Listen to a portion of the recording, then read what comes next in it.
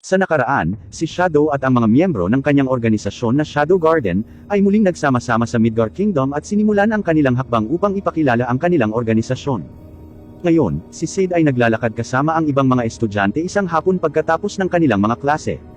Hawak at binasa niya ang isang flyer na nag-aanunsyo ng mga preliminaries para sa paparating na Bushin Festival, pagkatapos ay naramdaman niyang sinusundan siya ni Liu. Si Liu ay bahagi ng Numbers, isang grupo ng mga tagasunod na na-recruit ng mga orihinal na miyembro ng Shadow Garden sa kanilang krusada sa pagsisiyasat at pagpapabagsak ng kulto ng Diablos. Siya ay kasalukuyang naglilingkod sa ilalim ni Gamma. Siya ay inatasan na sundan at tulungan ang kanilang Master Shadow sa loob ng paaralan. Nagbibigay siya ng ulat tungkol sa mga salarin na nahuli nila kagabi. Ang mga vigilante na ito ay nasa isang killing spree sa likod ng pangalan ng Shadow Garden. Muntik na nilang mapatay si Prinsesa Alexia, na humahabol sa kanila, kung hindi dahil kay Shadow at sa napapanahong pagdating ni Liu ay wala na siya. Sinabi niya sa kanya na ang mga lalaki ay nakaranas ng malakas na brainwashing ng utak, isang tipikal na katangian ng The Third Children. Ang The Third Children ay tumutukoy sa vanguard ng kulto ng Diablos, ito ay upang matiyak na hindi sila magpapalabas ng anumang mga pahiwatig kung sakaling mabihag. Ipinaalam din niya sa kanya na kinumpirma nila ang presensya ng isang pinangalanang The First Child sa kabisera.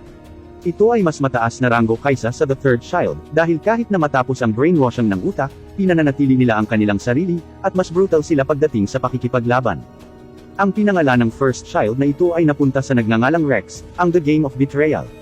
Mukhang hindi muna pinapansin ni Sid ang news report dahil mas naaabala siya sa flyer.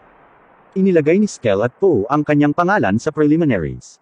Sa simula, ayaw niyang pumunta, ngunit nang maglaon, napagtanto niya na maaaring maging daan ito upang malaman ang bagong pag-unlad ng kulto. Makakahanap din siya ng mga paraan para libangin ang sarili kung papasok siya sa preliminaries. Sa pagpapasya, nagpaalam siya kay Liu upang isipin kung ano ang susunod niyang gagawin. Dumating ang araw ng preliminaries, at lahat ng mga mag-aaral ay nasa sabik na makita kung sino ang magiging kwalipikado para sa pagdiriwang.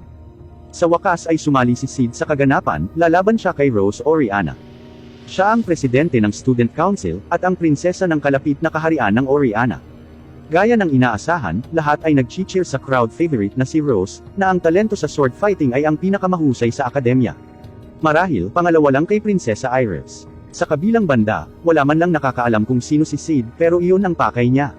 Sa totoo lang, gusto lang niyang magsanay ng ilang background character secret techniques pagdating sa pakikipaglaban sa tinuturing niyang karakter sa kwento.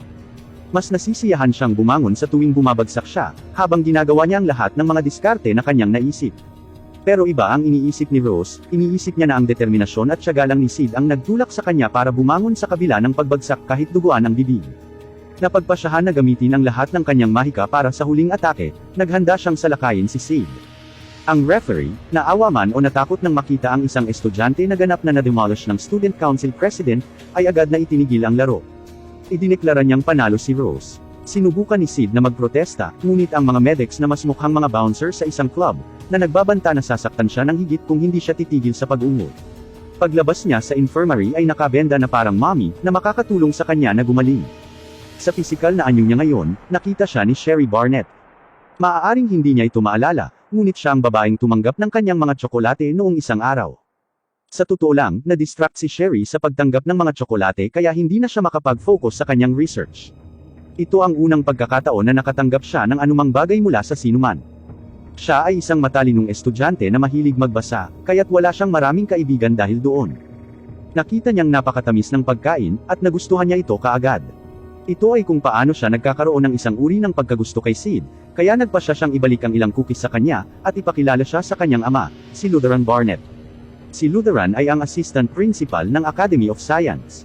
Siya rin ay isang kampyon sa Bushin Festival sa panahon ng kanyang kabataan. Ngayon, siya ay may edad na at nakakaranas ng mga pisikal na karamdaman. Nang bigyan ni Prinsesa Iris si Sherry ng gawain na pag-aralan ang artifact na natagpuan sa mga labi ng kamakailang pagsabog, hinimok niya ang kanyang anak na babae na tanggapin ito. Sinabi niya kay Sherry na naniniwala siya sa kanya, na magagawa niyang i-crack ang code na nakapalibot sa artifact. Siya rin ang nagsabi sa kanya na marahil, sa pagtanggap ng tsokolate mula kay Sid, maaaring naghihintay ang bata sa kanyang tugon. Kaya pala nasa isang kafe sila ngayon. Pasimpleng pinagmamasdan ni Sid ang malapit na samahan ng mag-ama. Inutusan siya ni Lutheran na bisitahin ang isang ospital upang suriin ang kanyang mga sugat. Ito ang nag-udyok kay Sid na manatili sa bahay ng ilang araw, dahil sa totoo lang ay ayaw niyang mahuli na walang anumang pinsala. Lumipas ang ilang araw, at sa wakas ay pumapasok na naman siya sa mga klase. Mukhang isang normal, boring na araw para kay Sid. Isang nakakainip na araw para sa isa pang karakter sa background, ngunit ang mga sorpresa ay palaging nasa paligid, o sa kasong ito mula sa ilalim ng lupa. Isang grupo ng mga nakahod na lalaki ang nagtitipon sa paligid ng isang higanting lalaki na nakasuot ng buong baluti, ganap na itinatago ang kanyang mukha. Naglabas siya ng isang artifact, na parang isang mata na may pulang hiyas sa gitna. Pinamanipula niya ito ng mahika, agad itong nagkalat ng bula na kulay fin rainbow na hindi nakikita ng mata maliban kay Sid. Naramdaman niya kaagad na may mahiwagang barrier sa kanilang paligid. Tinitingnan niya ang kanyang slime na hinulma niya bilang hand ripper, hindi nito mapanatili ang anyo nito. Ibig sabihin, pinipigilan ng barrier ang anumang pagmamanipula ng mahika sa loob ng lugar nito. Tumingon siya sa paligid pero parang walang nakakapansin. Pumasok na sa kanilang silid-aralan si Rose Oriana at ang kanyang assistant para i-announce ang mechanics para sa darating na student council elections. Sinubukan ni Sid na pakiramdaman kung may nangyari, at pagkatapos ay pumasok ang mga lalaking nakahod na lalaki sa kanilang silid-aralan, na may hawak na mga espada at pinagbantaan sila. Ipinakilala nila ang kanilang sarili bilang Shadow Garden. Naghahanda si Rose na magtanggol, ngunit tulad ng paggamit niya ng kanyang mahika upang pahusayin ang kanyang sword strike ay nawala ang mahika. Tinutuya siya ng lalaki sa harapan, sinasabi sa kanya na kung walang magic ang kanyang espada, siya ay walang silbi. Pagkatapos, nang walang anumang problema, ang lalaki ay gumagamit ng mahika upang atakihin si Rose. Sa isang aksyon na karapat-dapat na tawaging kabayanihan, tumakbo si Sid sa kanya at itinulak siya sa isang tabi, at kinuha ang indayog ng talim sa kanyang sarili. Bumulwak ang dugo sa kanyang sugat na ikinagulat ng lahat. Mukhang isang background character ang magiging unang casualty sa hindi inaasahang school invasion na ito, pero ewan ko lang. Si Sid ang unang nakaisip na ang mga masasamang tao ay may kasama, na pumipigil sa kanilang mga kaaway sa pagmamanipula ng mahika. Sa setup ng pag-hostage na ito sa buong academy, hindi niya maiwasang maging excited. Sa isip niya, normal sa mga senaryo na ito na ang unang nasawi ay isang hindi bidang karakter. Sa wakas, dumating na ang pagkakataon para ipakita niya kung gaano siya ka-background character. Kaya't iniligtas niya si Rose mula sa paglaslas ng espada, tinamaan, at bumagsak sa lupa, na tila pumanaw. Inutusan ng mga lalaking nakahod na magtipon ang lahat ng estudyante sa auditorium. Nagbabala sila na ang anumang nakakatawang pagtatangka ng paghihiganti laban sa kanila ay makakatagpo ng parehong kapalaran katulad ni Sid. Nang makaalis na ang lahat, 3 beses na sinuntok ni Sid ang kanyang dibdib hanggang sa makahinga muli.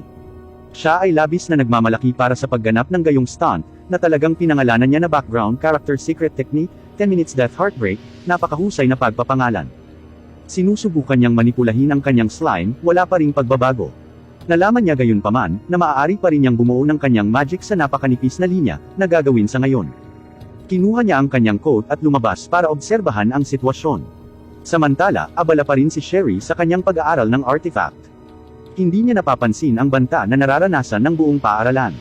Hanggang sa bisitahin siya ni Rex, ang pinangalan ng the first child. Ang kanyang instincts ay nagsasabi sa kanya na kunin ang artifact, at huwag hayaan ang lalaki na makakuha nito.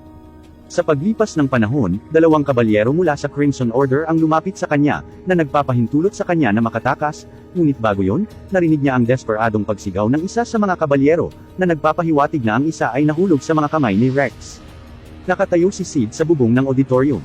Mula sa kanyang vantage point na pagmamasdan niya kung gaano kahusay ang hostage-taking na ito, at pinupuna ang mga hangal na damit ng mga lalaki.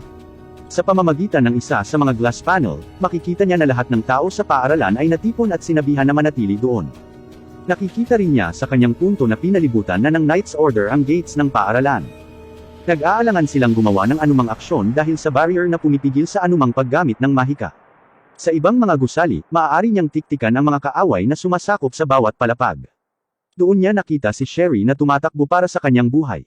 Tulad ng isang sniper, nag-cover siya para dito sa pamamagitan ng pagbaril sa mga terorista gamit ang manipis na mga arrow ng kanyang itim na slime.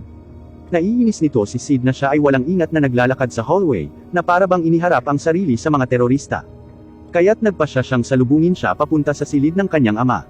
Doon, agad niyang hinanap ang pananaliksik ng kanyang ama tungkol sa artifact na tinatawag na Eye of Avarice. Ito ay isang artifact na ginagamit upang sumipsip ng magic sa loob ng isang partikular na paligid. Tama ang inaakala ni Sherry, na ito ang ginagamit ng mga terorista para pigilan ang mga estudyante na ipagtanggol ang sarili. Maaari itong e-program upang hindi makuha ang anumang mahiwagang frequency mula sa mga kaalyado. Sa matinding mga kaso, hindi nito madetect ang maliit na halaga ng mahika, o masipsip ang higit sa kinakailangan nito. Kaya naman nagagamit pa rin ni Sid ang kanyang mahika sa pamamagitan ng paghubog nito sa manipis na mga linya na halos hindi nagre-rehistro ng anumang frequency.